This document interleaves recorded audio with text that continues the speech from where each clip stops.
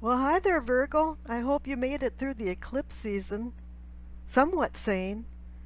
I know it was rough on me, but I'm okay with that. It was really time to shake the cage and cull a few things. And I'm still going to have to cull some more things.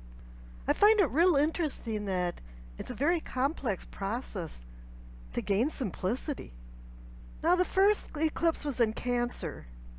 This was hitting home. Changes about home, perspective about home. And then the next one was in Aquarius, where you plug yourself into the conscious collective. But this was also about relationships. And this could be more about catch and release for some people. They say it was the longest eclipse in a couple decades. And it made me think of that old joke about married men live longer, or it just feels that way. And then we had an eclipse in Leo, which was touching on drama, home, entertainment, fun. There's a lot of flavors about this. And I'm going to be touching on what I just said in my reading. But first I have an announcement. My other channel, Brothers of the Sword Productions, has another video out called The Black Madonna Decoding. And I am translating a message that was sewn on a Black Madonna's garment. And if you're interested, the link is down below in the description box. Now, the rune card that jumped out for you was Manas. This is an interesting card. It means mankind, humanity, man, shared experiences. This is where it connects to the Aquarius eclipse, because Aquarius is about the big picture, connecting with people, having betterment coming across for the whole. But also on the flip side of this, the Manas rune is also about me, myself, and I. Projecting it back to you, all roads lead back to Rome. This reminds you about shared fates of human beings and how your inside and how you think of things are connected with the outside and your surroundings. I know Virgos review this quite often because you're the sign of service. Service to others. So funny though, I have a lot of Virgo friends and sometimes they are not without whining about it. But they're a little disgusted at humankind and the darkness that's deep down inside of some people. Now maybe it's really time to do some networking, because the Minchiati card I pulled for you, which is the deck I put together, you receive touch. Maybe it is time to start touching other people. But then again, this can have a flip side too, where you're going to see something or hear something that's really going to touch you. Maybe now it's time for some sensuality, And I'm saying that because the main overall energy card of this reading is the Lovers. And I thought, well, what does that mean? A lot of signs got the Lovers card this month. And I pulled another card and it was the Hanged Man. Well, yeah, the Hanged Man is about sacrifices, sacrificing for wisdom. And there's always sacrifices in love relationships, affections, any relationship really. There's give and take, compromises. And the man as Rune too can be about contracts and agreements. And I think this is more on that line. It could be love, lovers, for some people, some Virgos, but not all. This is about affection and you loving something. And I mean, you can love the house that you live in, the place that you live, the job that you have.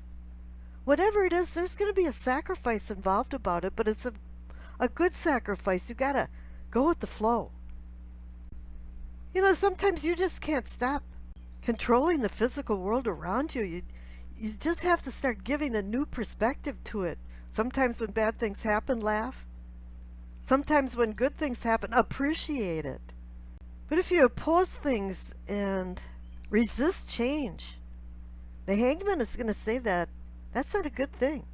We have to accept the good with the bad as well as the sacrifices involved in achieving the good with the bad. This is all part of acquiring wisdom. Now the cards over on the left for the what you know category received the Nine of Wands and the Sun card. Well, boy, that's an initiation and actually agreeing that things are going to be good if you make a few sacrifices, because the Sun is about understanding and clarity. Shining a light on things that have bothered you. Making some resolutions because now you realize there's been an awareness, a self-awakening. The Sun card's about prosperity. And the Nine of Wands card is a respite card. You're ready to leap over a finish line somewhere. This is a completion card. But it's saying here with the Sun card in connection with it, it's saying that, yeah, you've been handling things pretty well. Doing pretty good there, the old pat on the back time. Some things were unknown to you, and now with the Sun card there, it's going to shine a light on it. And actually shine a light on where you draw your attention as well. This is about clarity. This is about understanding where you're going with this Lovers card and the Hanged Man card as well. With the Hangman card here, sometimes you're just going to have to cut your losses for what it's worth, because good things are coming and making room now. Because new things are avidly seeking their place, and you have to make room for them. But there's an opposing force thing going on here, because the Lovers card is really about making decisions.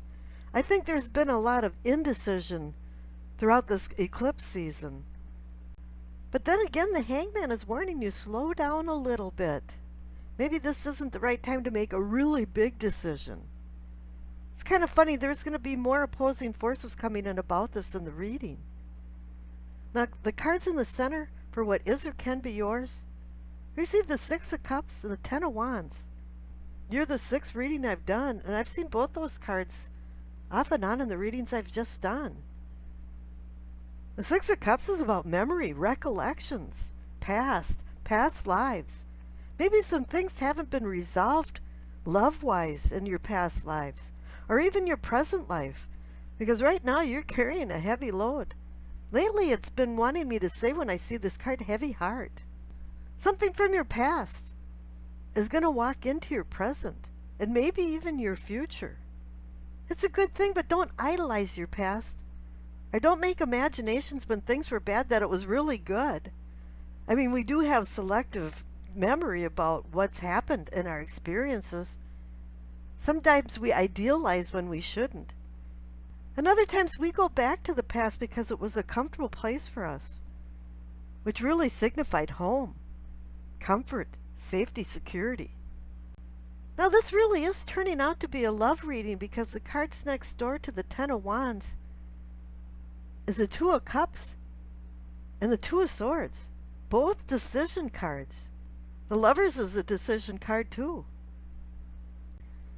Now, the Two of Swords is saying this is going to be a rough, tough decision. There's opposing forces that are pushing and pulling. You may be in some kind of dilemma. You're not quite sure what to do. Maybe you're still in that indecision time, back there spinning your wheels with low energy with the eclipse season that's happened. You know, Mars has been retrograde for a really long time. It's kind of hard for people to get some energy back up and get up and go. And here the Two of Cups again is about where you're going to draw your affections and make your decisions about that. You know, this can be about your career, your love, where you're going in life. Now, I pulled a lot of future cards for this month, and I just really don't know why. But you received the Emperor, the Six of Wands, the Death card, the Eight of Swords, the Seven of Pentacles, and the Seven of Cups. They're pretty good cards, really. The Emperor is there to remind you to take control of things. Set boundaries. Maybe there hadn't been some boundaries in some of these love affairs or some of the relationships that you've been dealing with. They were imbalanced. And here he wants you to set some rules. Organize things, structure things, review things. Because this past has been review and release. It's kind of like catch and release. But the Six of Wands is saying, yeah, you won. You know, back there with the Nine of Wands, it was kind of like running a marathon. And here you made it to the end. You might not have been the first person, but you made it over the finish line. You're feeling pretty good about it. And because of that, and because you're coming into some kind of completion, you received the Death card. It's time for a transformation. There's time for some change.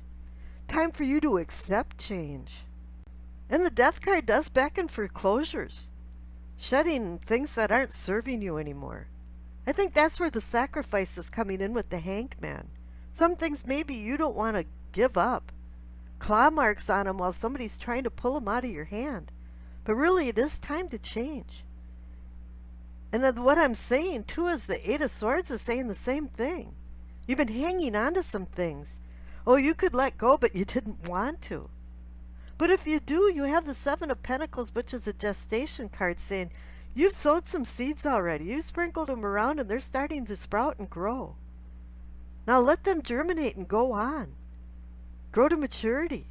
Because some things are just starting to get going. But you know, as you're doing this, during this gestation period, you have to make some decisions. And the Seven of Cups is there saying, once again, you have to make decisions. You have the Lover's card, you have the Two of Cups, you have the Two of Swords. All these are decision cards, and now you have the Seven of Cups. Now the Seven of Cups is agreeing with the Two of Swords, saying there's going to be some hard decisions that have to be made. But if you can make these decisions, you're going to acquire the love and the affection that you so want.